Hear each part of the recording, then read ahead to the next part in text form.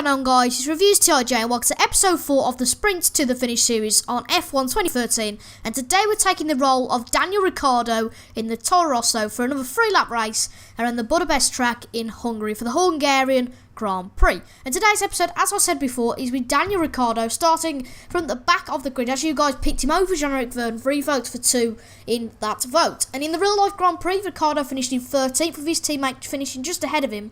And then obviously last episode with Maldonado, and he finished 12th after a quite disappointing race. I expected points, but oh well, hopefully we can get some points here. But something that might stop us doing that is Vettel in 11th. He actually qualified pole apparently, and then had a 10-place grid penalty for what I have absolutely no idea. But anyway, if you go on to enjoy this video, make sure to leave a like, comment, subscribe if you haven't done already, and remember to vote in the Sauber vote down in the comments. And anyway, let's get on to the 4th episode of Sprint to the Finish.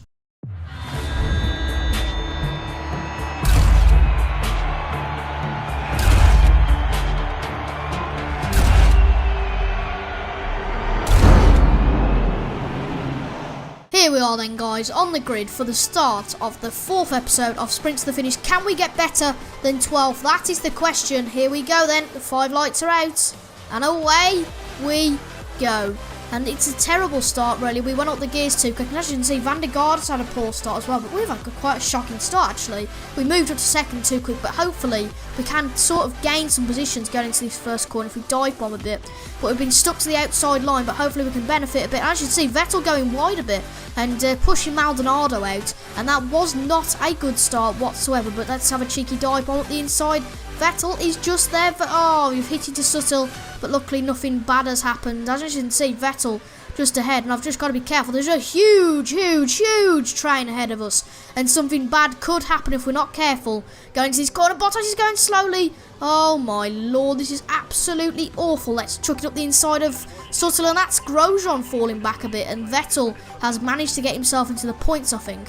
And Hulkenberg up the inside of Grosjean, but we managed to get past Hulkenberg. Can we even get past Grosjean? This is absolutely fantastic. Corner cutting or not, this is great overtaking action in the first lap of this race. And now our objective is to catch up to Gutierrez and make it Daniel Ricciardo who gets the record-breaking race in this Sprint to the Finish series. And hopefully we can get into the points. Sebastian Vettel has pulled away a bit, so hopefully, I don't know if it's him in 10th. It is, I think it's Sebastian Vettel in 10th, so he hasn't gained that many positions.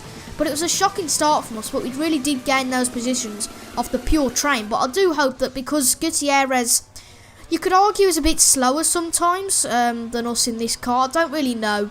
I forget a bit about the 2013 season, but Alonso's at the head, and as you can see, Romain Grosjean is up the inside of us, but we're just going to brake late to fend off the Frenchman, and hopefully we can catch up to Gutierrez. As you can see, it's really annoying on this game, the handling model coming out of that first corner, and to be fair, it looks like Gutierrez, and wow, Gutierrez has got past Sebastian Vettel. Does Vettel have a problem? Because the Sauber doesn't usually get past the Red Bull in 2013 unless there's a problem. So hopefully we can catch up to Sebastian Vettel and take it out of reach when we next have an opportunity to. And to be fair, Vettel is 1.7 seconds ahead, so it could be tough to catch him. But if we do finish 12th again, I'll be really disappointed, because I feel that, you know, it's going to be a bit boring for you guys, especially just watching 3 episodes of exactly the same results with cars. Like the difference between the Marussia and the Toro Rosso is quite big, really. And hopefully, if we don't get points this time, then maybe either Gutierrez or what's his face, Hulkenberg, can get points next time. And as you can see, someone's dropped out of the Grand Prix. I think that's the first time in this series, which is quite interesting to see, actually. We'll have a look who that is after the race. So we're in 12th at the moment. Vettel's slowing down a bit. There's something wrong with Vettel, I'm sure there is. He's never usually this slow. But hopefully, well, we've lost connection to the game server, but luckily we're not online, so that doesn't affect us whatsoever. But anyway, come on to the last lap of the Grand. I keep forgetting to use that last half of curves. That's really annoying. But let's use a half down this straight. Maybe we can catch up to Vettel. He is 2.2 seconds ahead, but nothing is not catchable. You just caught up a huge amount to Vettel in that corner.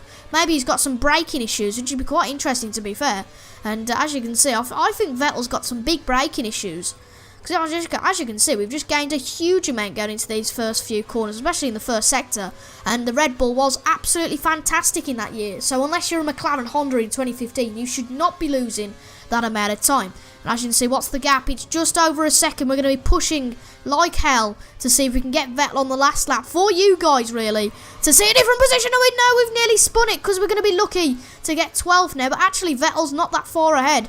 We pushed a bit too far, and as we go over the curve, that was quite a scary one. We did nearly spin there, and if we hadn't spun, I don't think you guys would ever forgive me, but we have gone off the track. There is always time for spinning yet, and I think 11's out of our reach. We have just got to keep that 12th place from Nico Hulkenberg in the Sauber, which will be in next episode. We've just got to keep that position. Maybe do a bit of a train. No, we're off the track. Fernando Alonso's won the Grand Prix. Jesus Christ, so much action. And hopefully Hulkenberg will not get up the inside. Let's put it into Rich Mix for the last few corners. And we're going to come round the last corner and finish the Grand Prix in 12th. Well, you know, that was disappointing. What?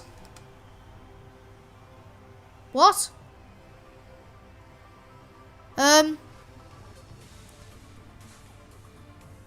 What the hell? There was no incidents. What was wrong with that? I'm really confused.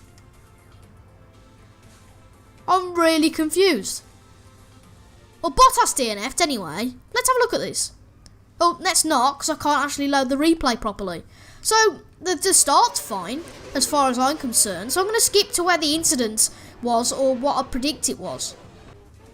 Well, I'm really confused, folks. I've gone through the whole replay, and there's nothing to warrant a penalty apart from corner cutting, which is what it potentially could have been.